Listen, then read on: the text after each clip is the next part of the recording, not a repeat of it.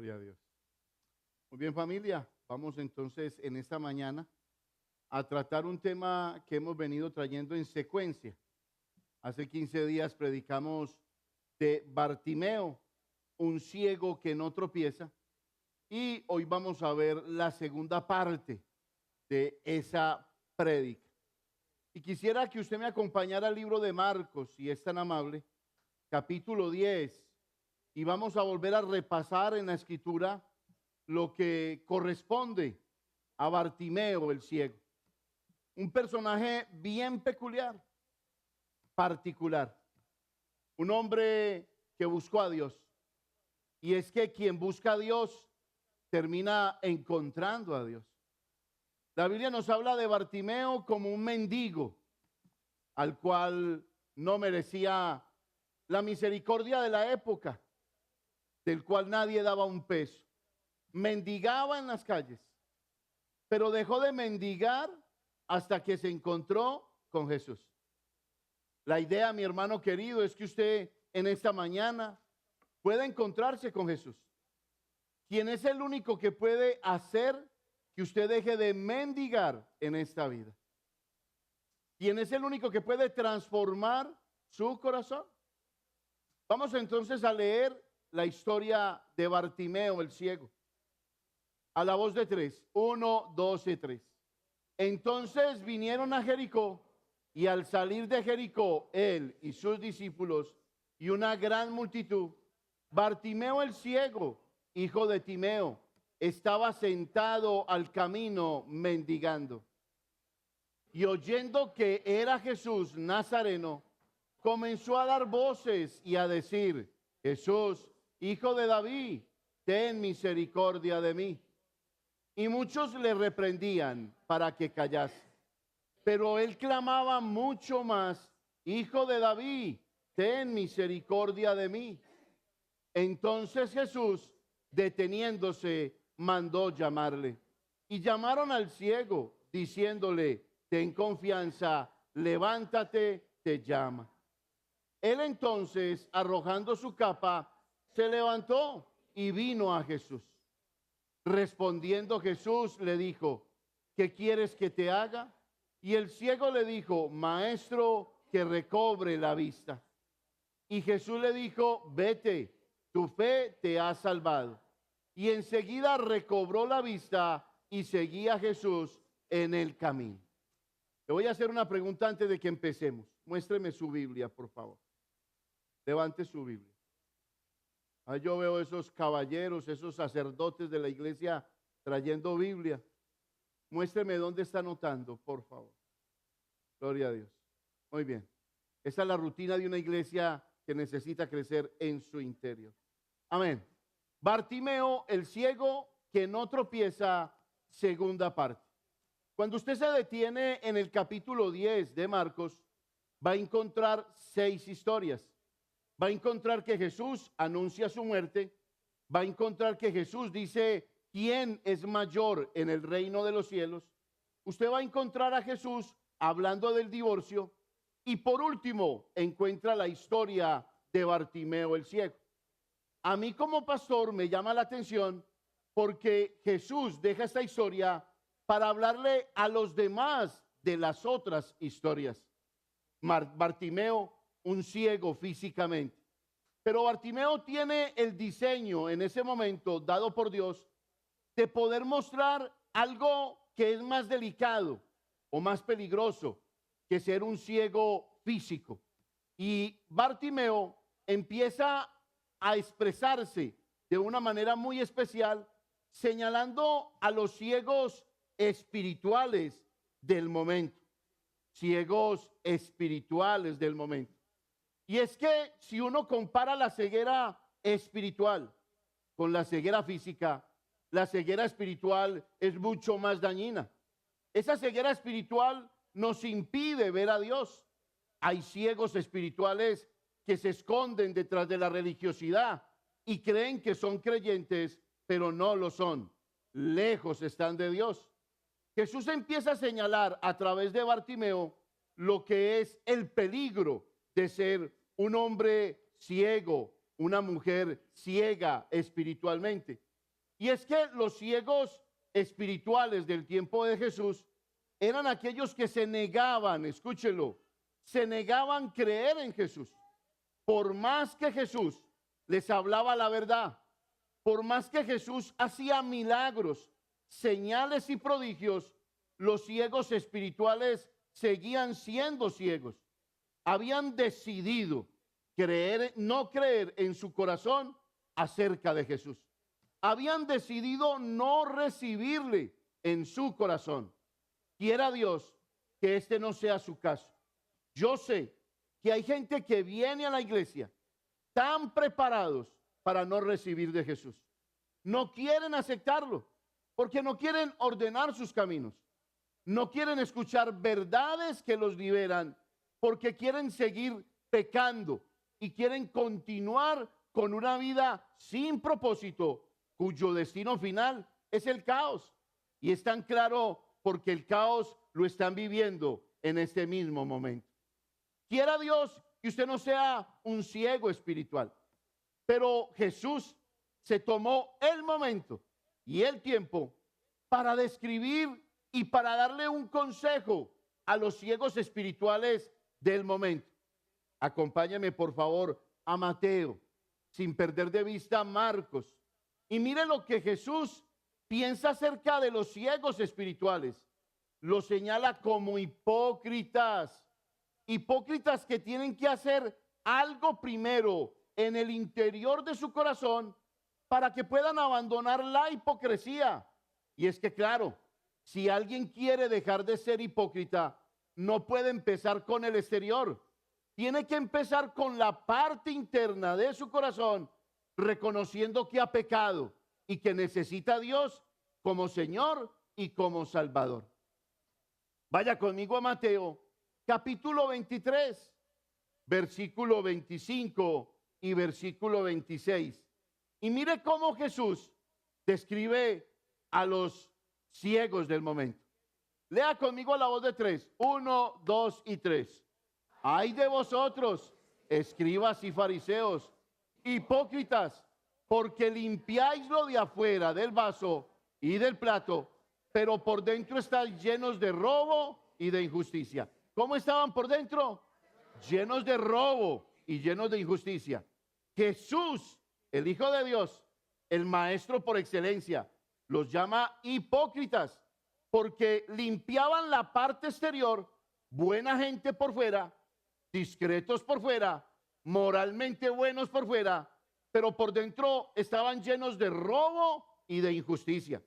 Llámese injusticia el hecho de no querer hacer la voluntad de Dios, el hecho de no querer obedecer los mandamientos del Señor. Pero mire lo que dice el versículo 26. Fariseo ciego, limpia primero lo de adentro del vaso y del plato, para que también lo de afuera sea ¿qué? Limpio. Y le damos gloria a Dios, porque si hay una obra maravillosa hecha por el Espíritu Santo, es dentro de nuestro corazón. Por eso aquí hay personas que antes eran ladrones, pero ya no lo son. Antes eran mentirosos, pero ya no lo son. Antes eran adúlteros, pero ya no lo son. Antes eran fornicarios, pero ya no lo son. ¿Por qué? Porque le permitieron a Cristo limpiar el corazón por dentro para que las obras exteriores fueran verdaderas, fueran poderosas y fueran reales. Ahora Jesús, en el capítulo 10 de Marcos, nos habla del matrimonio. Y ese fue el primer punto que tratamos en la primera prédica. ¿Cómo olvidar que los fariseos de la época le decían al maestro, maestro, nos es lícito divorciarnos? Y Jesús les dice, Moisés les dio carta de divorcio por la dureza de vuestro corazón. Llámese dureza del corazón aquellos que no quieren someterse a Dios. Cada persona que decide en su corazón no someterse a Dios es duro de corazón, y al ser duro de corazón procede según los designios de su carne. Va hacia el divorcio, va hacia la división, va hacia la contienda. Pero Jesús nos enseña a nosotros que no hay nada más sagrado que el matrimonio es fiel, que el matrimonio es comparado a la unión entre Cristo y la iglesia. Por eso, como pastor, yo no creo en el divorcio. ¿Y sabe por qué no creo en el divorcio? No creo porque el día en que usted me compruebe que Cristo se puede desligar de la iglesia, yo creeré en el divorcio. El matrimonio simboliza la unión de Cristo con la iglesia. Por eso es un pacto eterno que lo llevamos hasta el final. Pastor, no me tire tantas piedras. Yo soy una persona divorciada. Me duele que diga eso. Me duele que diga eso porque no lo quiero. No sé qué lo llevó a que usted se divorciara, pero sí le puedo establecer un puente genuino. Si usted hoy está aquí arrepentido, reconociendo que se casó fuera de la voluntad de Dios, reconociendo que cometió errores aún dentro del matrimonio, que no fue una esposa que oró, que no fue un esposo que dobló rodillas por ese matrimonio, y usted está hoy aquí como una persona divorciada, déjeme decirle, para usted hay perdón, para usted hay misericordia, para usted hay nuevos comienzos. Dios puede establecer una nueva historia, arrancar esa página negra del libro de su vida y colocar una nueva. Pero ¿cómo va a empezar? ¿Cómo va a empezar? Mi primer consejo es, empiece conociendo a Dios, temiendo al Señor. En estos días escuchaba un testimonio de un brujo que tenía el poder de matar una persona en menos de 24 horas en cualquier lugar del mundo. Me vi todo el documental y yo creo en lo que ese hombre estaba diciendo. Ese hombre se casó por error del diablo con una creyente.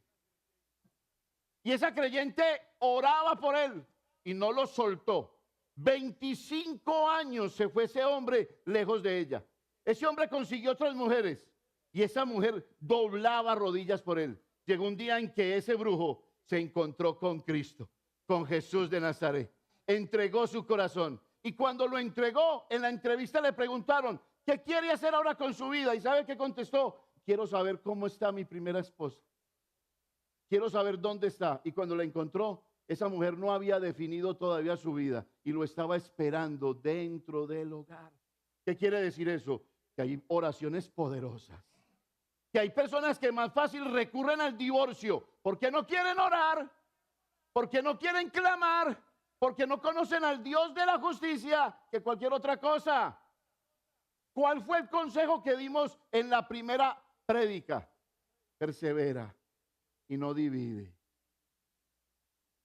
No mezcles el amor con el odio. No mezcles la ingratitud con la gratitud.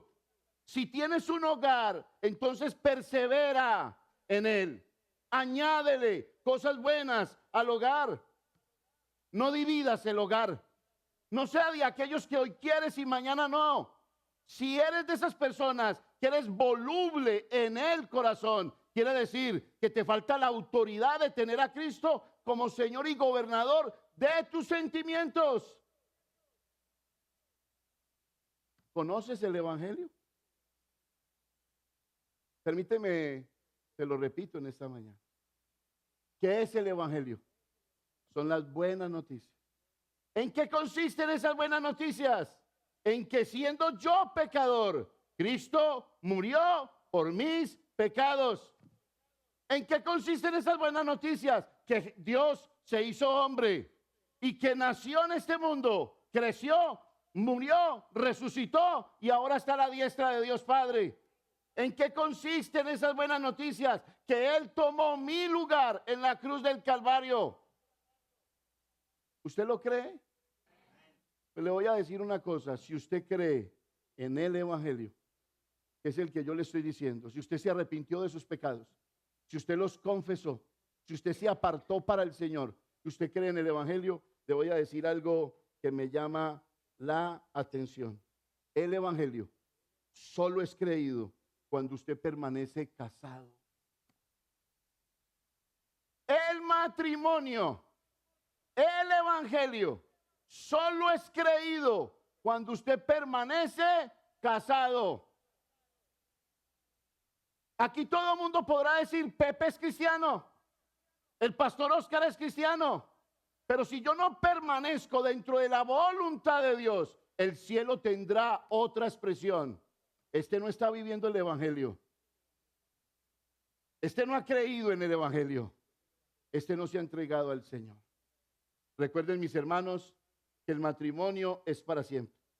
No sé qué estás viviendo dentro de él, pero sí te puedo decir que si pones a Cristo como el centro de tu hogar, no puedes esperar lo peor. Espera lo mejor del reino de los cielos.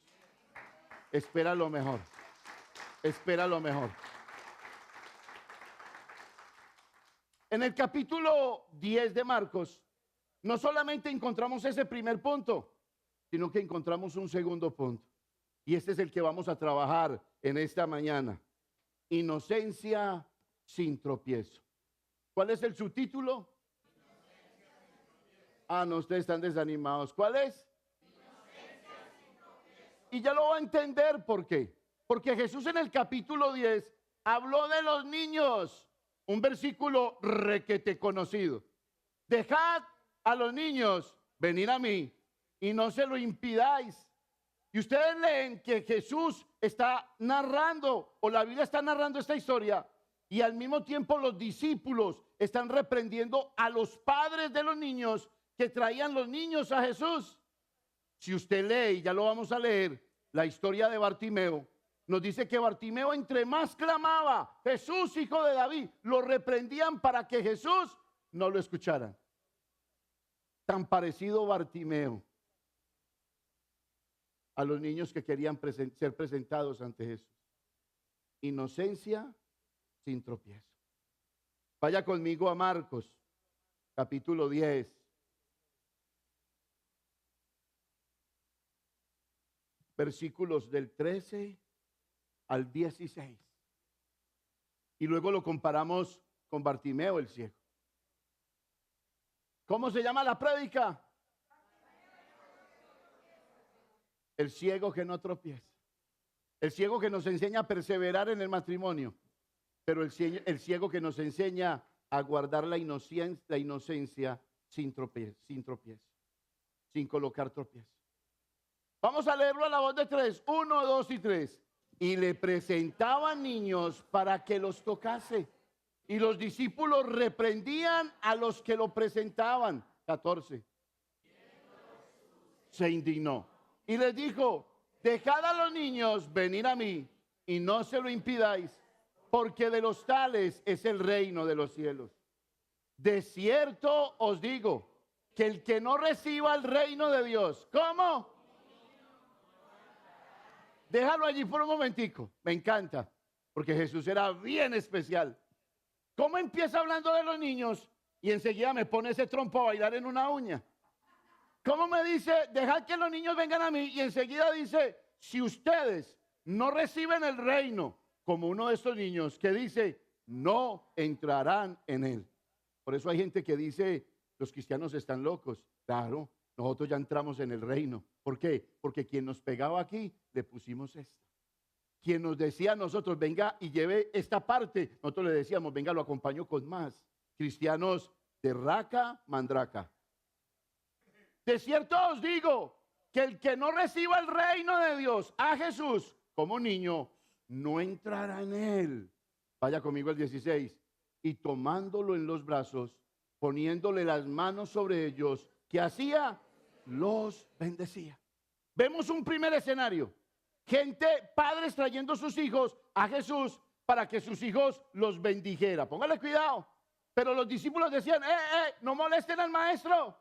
Mire que lo mismo le pasó a Bartimeo. Vaya conmigo a Marcos 10, 48 y 49.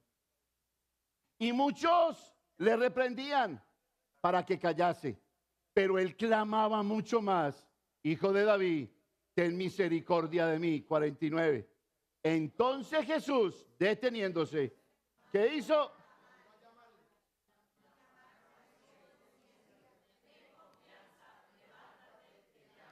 Wow, qué noticia tan grande recibió Bartimeo. Ten confianza, él te llama. Y no te llama para que lo acompañes a hacer vuelticas, te llama para devolverte la vista. Gloria a Dios. Pero permítame le hago una pregunta en esta mañana. ¿A quién se le ocurre impedir que los hijos vengan a Jesús? Solamente a los discípulos. Los discípulos representan esas filosofías baratas, llenas de religiones. Los discípulos representan quizás a esos padres que le dicen a sus hijos, busquen de Dios, vengan y amen a Dios. ¿Y tú, papá, estás buscando a Dios? ¿Y tú, papá, estás amando a Dios? Los discípulos representan a aquellos padres que les impiden a sus hijos venir a Jesucristo. Permítame, le hago varias preguntas que nos invitan a reflexionar en esta mañana. ¿Sus hijos conocen a Dios por su testimonio? Permítame, le hago otras preguntas. ¿Tus hijos te ven madurar, te ven crecer, te ven orar, te ven siendo transformado?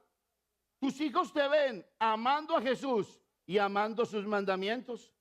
¿Te ven tus hijos amando a los demás y sirviendo a los demás?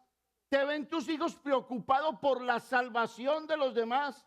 ¿Te ven tus hijos la santidad de Dios en ti? ¿Te ven respondiendo de la manera correcta a los asuntos difíciles de esta vida? Si tu respuesta es sí, entonces tengo otra pregunta. ¿Tus hijos están siendo clonados por tu espiritualidad? ¿Tus hijos son el reflejo de esta respuesta positiva? Porque si no es así, usted hace parte de esos discípulos que le impedían a sus hijos conocer a Jesús. ¿No les duele el corazón que ustedes como padres puedan tener una vida tan religiosa que sus hijos no puedan ver el rostro de Dios en su vida porque ustedes todavía no aman a Dios, porque todavía no se consagran a Dios, porque todavía no obedecen sus mandamientos? Amados, hoy tenemos hijos en nuestra iglesia, hoy tenemos hijos en nuestra sociedad que no siguen a Cristo y los únicos culpables son los padres.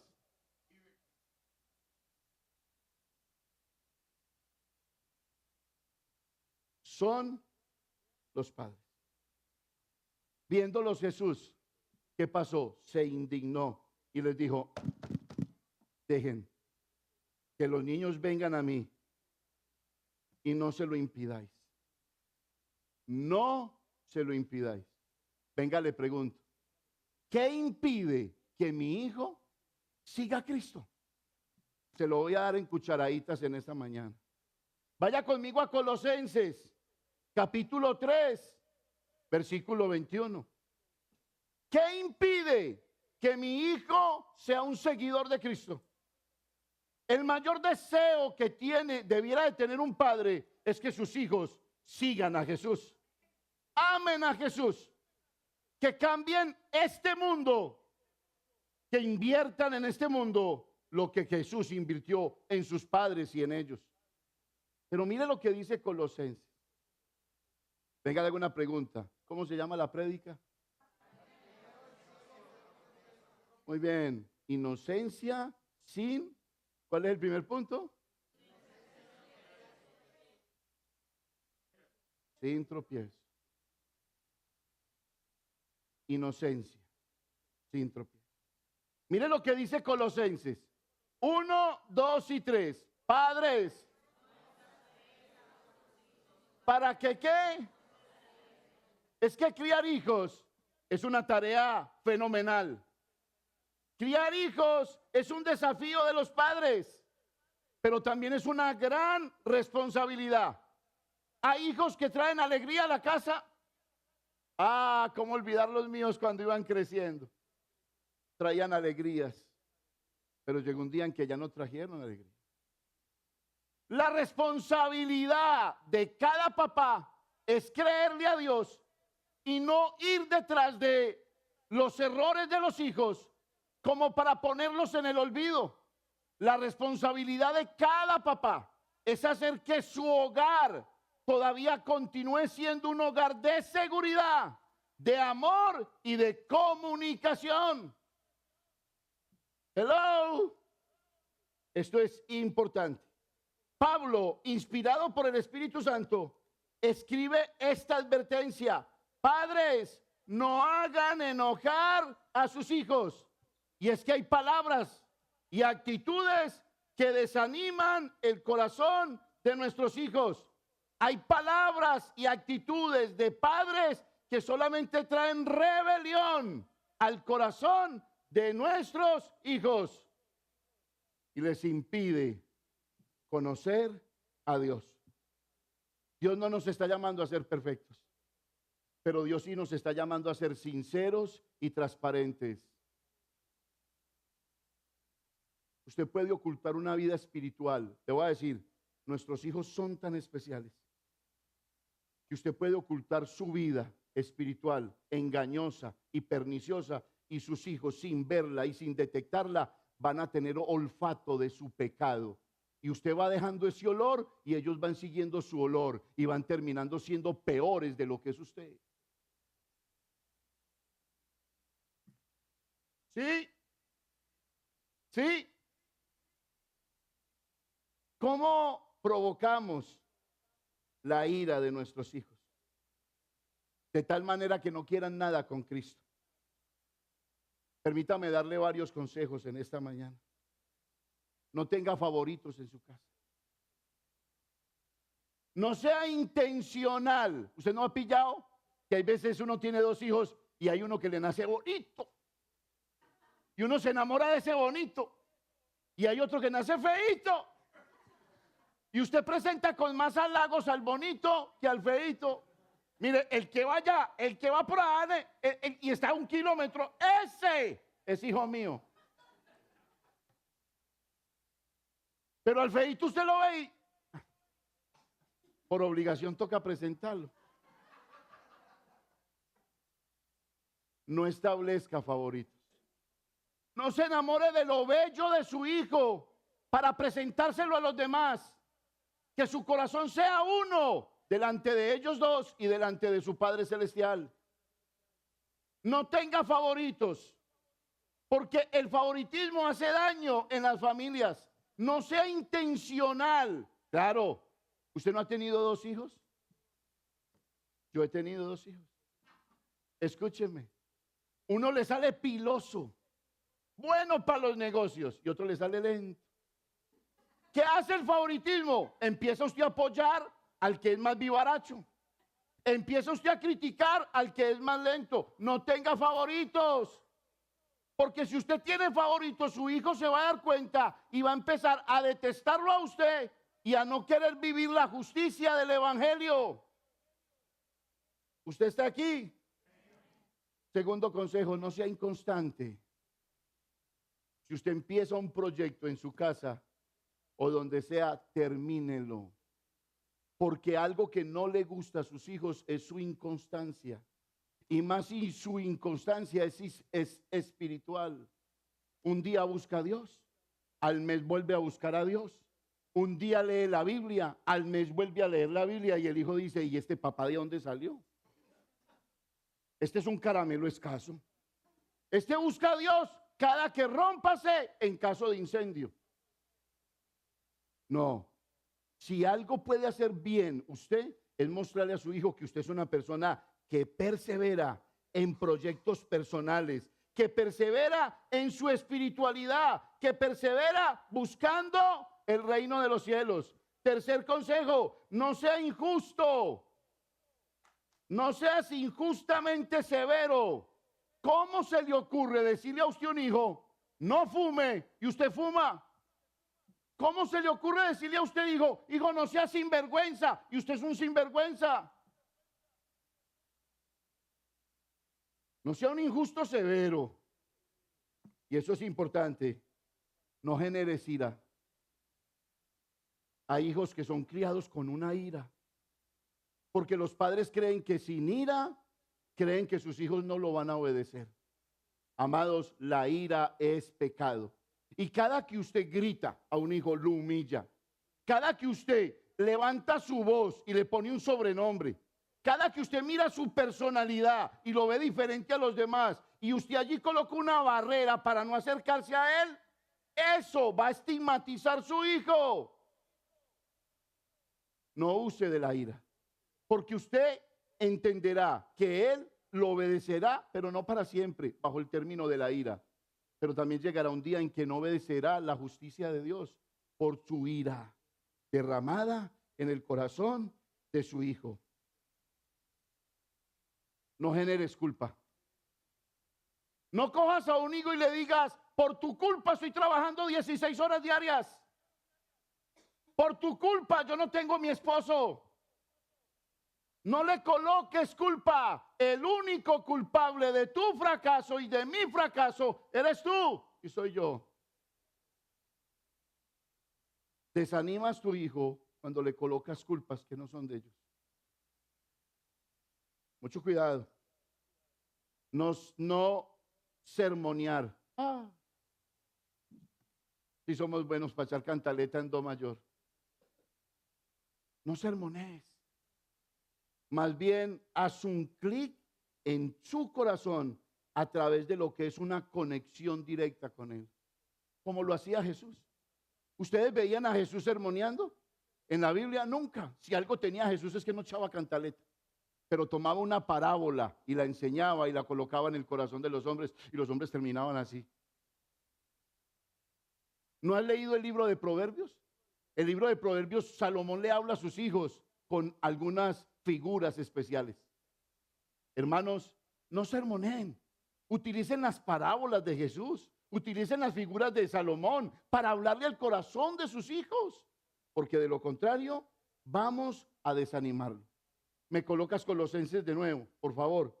Mire cómo termina Colosenses.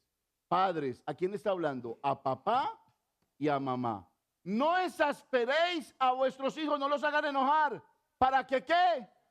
No se desanimen. Hay otra versión que dice, para que ellos no digan, ya no vale la pena intentarlo. Ya no vale la pena intentarlo. Aprovecha su infancia para establecer puentes. Yo sí recuerdo mucho a mi papá aquí. Y yo se los he dicho. Ustedes lo conocen. Lo voy a decir y lo digo sin pena, me llega por aquí. Pero lo que tiene de estatura, lo tiene de campeón. Un hombre tan intencional. Mija, yo estoy trabajando a una hora. Mándeme a Oscar con el portica de comida para que me llegue allá donde yo estoy. Y mi papá, cuando yo llegaba, mi papá siempre lo encontraba trabajando. Nunca yo podía decir que estaba limpiándose los dientes, nada, siempre lo encontraba trabajando, pero mi papá era intencional. Mi papá me mostraba qué estaba haciendo porque él esperaba que yo en el futuro hiciera lo mismo que él estaba haciendo. Oh, sí, recuerdo a mi papá. Una vez llegué y me encontré con un sombrerito de periódico, estilo marinero, porque estaba mezclando, tirando, repellando una pared. No lo voy a olvidar, porque mi papá estableció puentes. Mi papá me enseñó a saludar. Mi papá me enseñó a decir buenos días, buenas noches. Mi papá me decía a mí, el que mucho abarca, poco aprieta. No se meta en deudas. Mi papá establecía puentes. Y esos puentes me llevaron a Cristo. Hay padres aquí que no establecen puentes.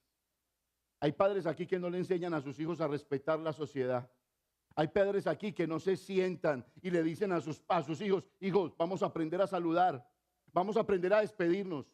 Hijos, vamos a aprender a respetar a los demás. No vamos a ponerle sobrenombre a los demás. No establecen puentes y como no establecen puentes terrenales, que es una sabiduría aprobada por Dios, cuando ellos están grandes, son atrapados por la filosofía de este mundo y les impide ver la gloria de Dios.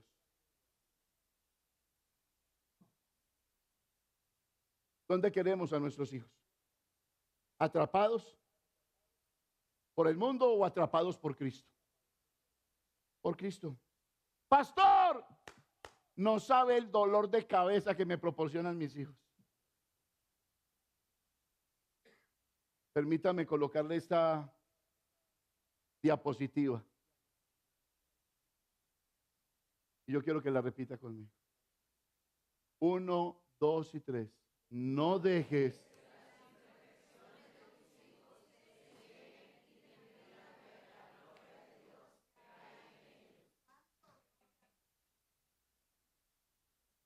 no dejes que las imperfecciones de tus hijos te cieguen y te impidan ver la gloria de Dios que hay en ellos. Claro que están llenos de imperfecciones, pero la mayoría de esas imperfecciones es porque vienen de padres. Pero raro, usted no ha notado que hay padres que crían a sus hijos bien, derechitos, y salen torcidos esos hijos. Usted no ha pillado que hay padres que son raritos, que uno le dice, pero este man, ¿qué hizo como papá? Que uno no le ve sino sombras negras o oscuras, como que indisciplinados, padres todos raros para criar hijos y tienen unas bellezas de hijos. Mire lo que dice la Biblia para que usted no se le extrañe. Yo no sé usted cómo no ama la Biblia, porque yo aprendí a amarla por la verdad que expresa. Mire lo que dice la Biblia en Eclesiastés 8, del 12 al 14. Léalo, y léalo con ganas porque ya va más de uno para ir durmiéndose. 1, 2 y 3. Aunque el pecador haga mal 100 veces y prolongue sus días, con todo yo también sé que les irá bien a los que a Dios temen, los que temen ante su presencia. Siga conmigo. Y que no le irá bien. ¿A quién? Ni le serán prolongados los días, que son como sombra, por cuanto no teme delante de la presencia. Y mire la joya que viene.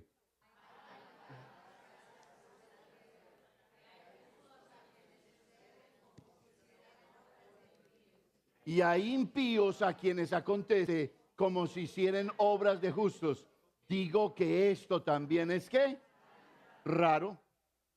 Hay padres disciplinados, espirituales, no se pierden un ayuno, no se pierden una vigilia, aman al Señor y tienen unos hijos todos raros. Pero hay padres que son lo contrario y salen teniendo hijos especiales, derechitos. ¿A usted no les parece raro? Pero permítame decirle que eso es un asunto bíblico. Es un asunto bíblico. Venga, le hago una pregunta y póngame cuidado.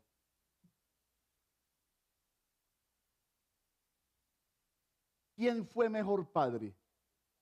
¿El rey Saúl o el rey David? Le doy media hora para que piense. ¿Quién fue mejor padre? ¿El rey David o el rey Saúl?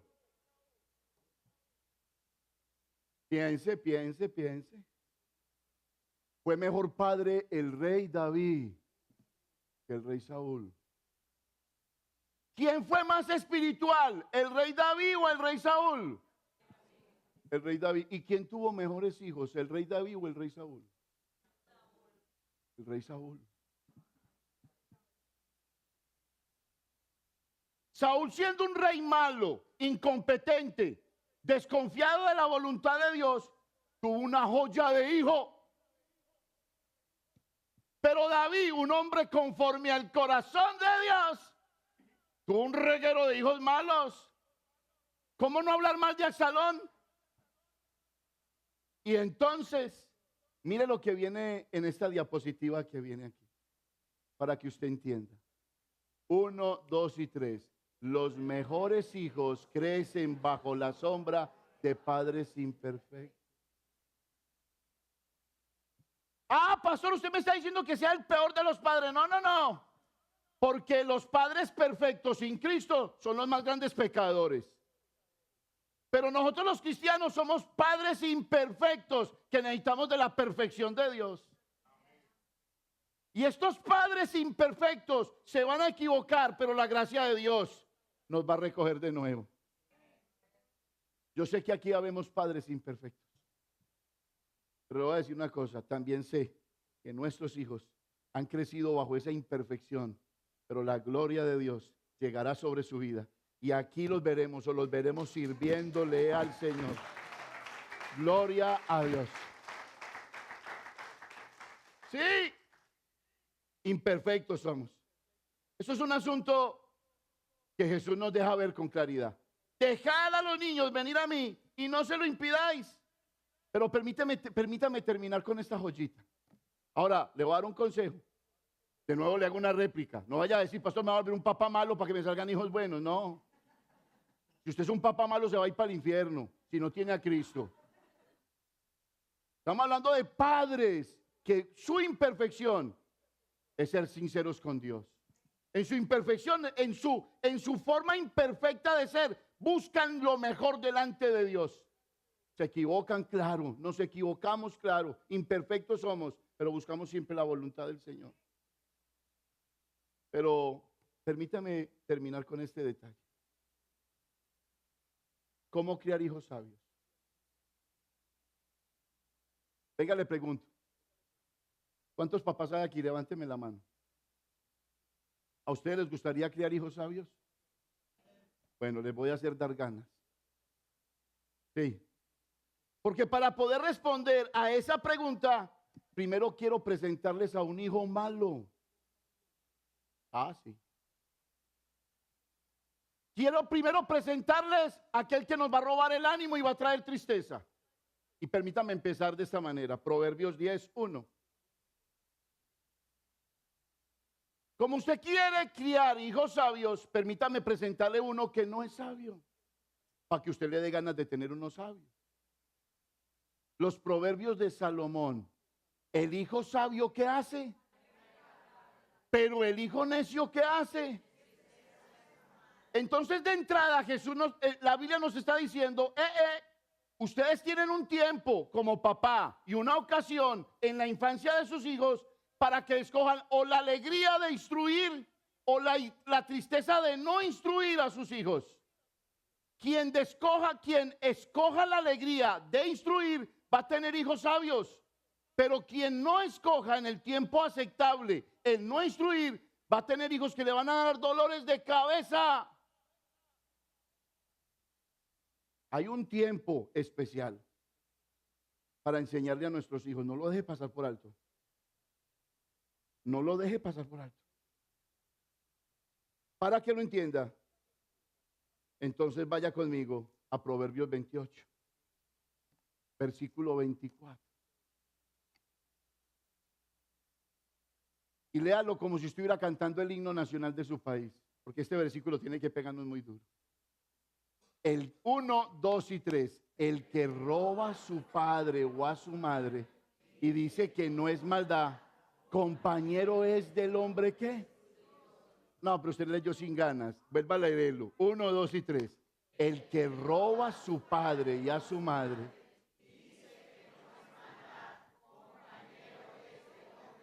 Y no se le olvide esta frase. Y dice que no es maldad. El hombre, el que roba a su padre y a su madre. ¿Qué se imagina usted? No se vaya a imaginar un hijo poniéndose una máscara con el huequito aquí, con una R15 en la mano, entrándole, diciéndole al papá, mamá, papá, manos arriba. No, no, no.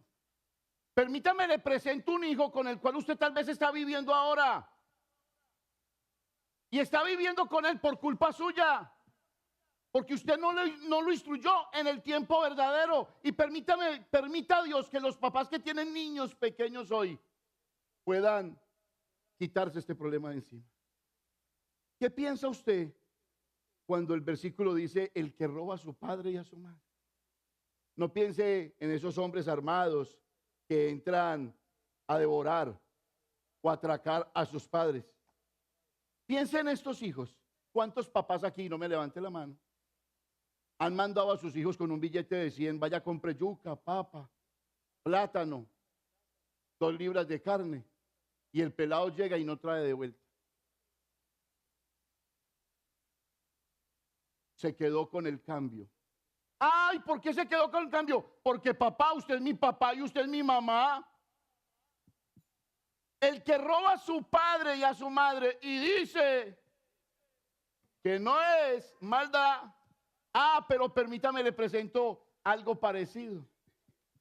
¿Qué tal de esos hijos que les dice uno, papi, uno está en el primer piso y ellos en el segundo, apague ese ventilador, que usted está en otra oficina, en otro lugar, y la oficina del lado derecho del ventilador es y él en otro lado?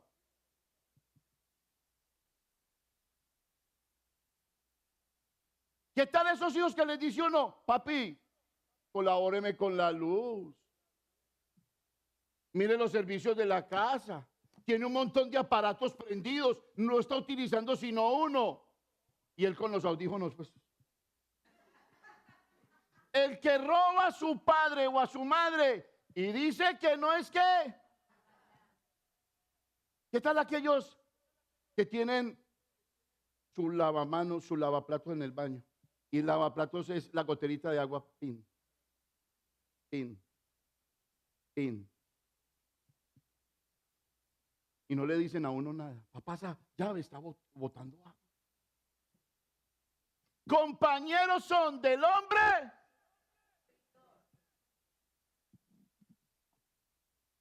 Usted debe tener hijos así. Usted entra al baño de su casa, 12 de la noche, y usted sabe que puso 3 rollos de papel higiénico ahí. Y usted entre dormido va buscando el rollo de papel higiénico. ¿Dónde está el papel higiénico? Los vecinos del otro cuarto se los llevaron. Porque como la casa es de 2 pisos, no bajan al primero, sino que cogen los del papaya.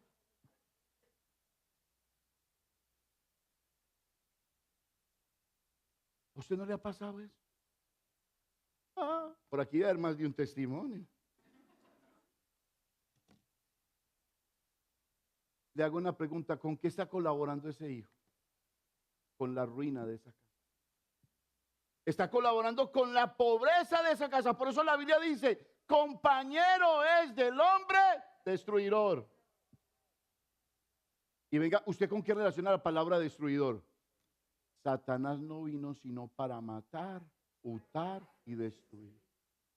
Ese hijo que no cierra la llave, ese hijo que no respeta el papel higiénico, ese hijo que no ayuda con las cuentas de allí, ese hijo que usted le con los biles de la casa, ese hijo que usted le paga una mensualidad en la escuela del 100%, pero trae resultados del 70%, es compañero de Satanás, juega en el equipo de Satanás.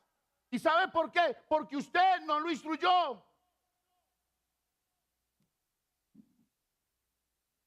¿Usted está aquí? Compañero es del hombre destruidor. ¿Qué hacen los hijos de esta época? No es maldad, papá. Eso no tiene nada de malo. Baje usted por el papel higiénico. ¿Cómo? Pilas. Que se las estoy cantando desde aquí. Tomen a sus hijos y enséñenles que no sean compañeros de Satanás. Que no sean destruidores de las finanzas de una casa. Compañero es del hombre destruidor. Él es como un ladrón, ese hijo, y adversario que arrasa con la economía de un hogar. ¿Cuántos hijos no nos han dejado pelados? Sí. Pelados.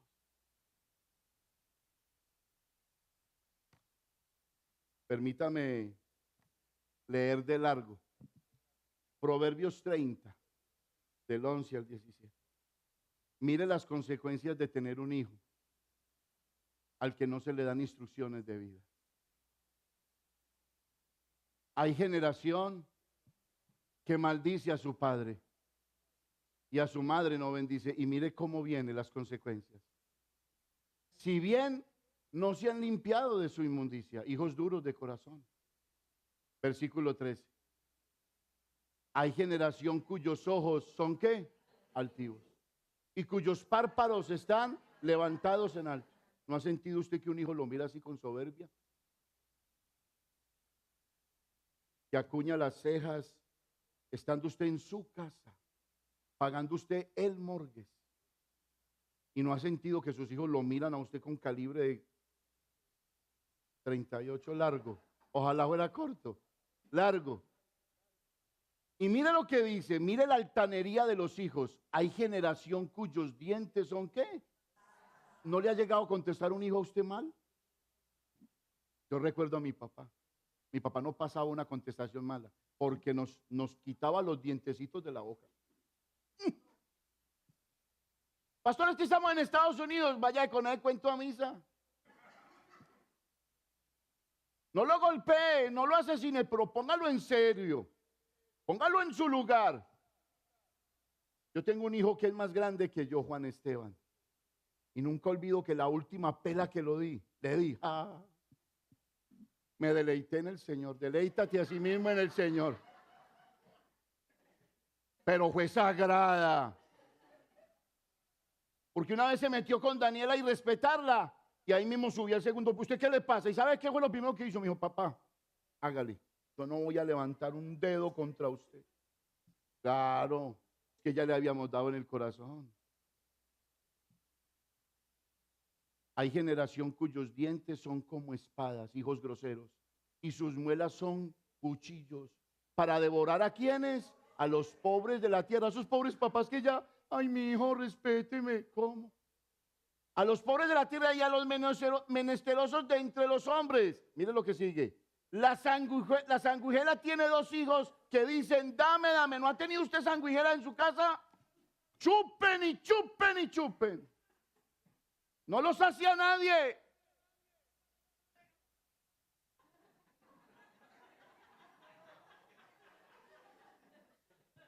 Yo creo que iba a haber perdón de pecados que dan miedo aquí en esta iglesia. 3 cosas hay que nunca se sacian. Y las compara Salomón con esos hijos sanguijelas. 3 cosas hay que nunca se sacian. Aún la cuarta nunca dicen basta. O sea, esos hijos no los va a parar ni Mandrake el mago. El Seol, el infierno, la matriz estéril y la tierra que no se sacia de aguas y el fuego que jamás dice basta. Si usted puede entender un poquito, a ese tipo de hijos no les espera sino el infierno.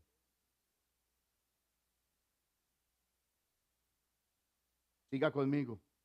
Y mire cómo puede morir un hijo necio de corazón. El ojo que escarnece a su padre y menosprecia la enseñanza de la madre. Los cuervos de la cañada lo saquen y lo devoren los hijos.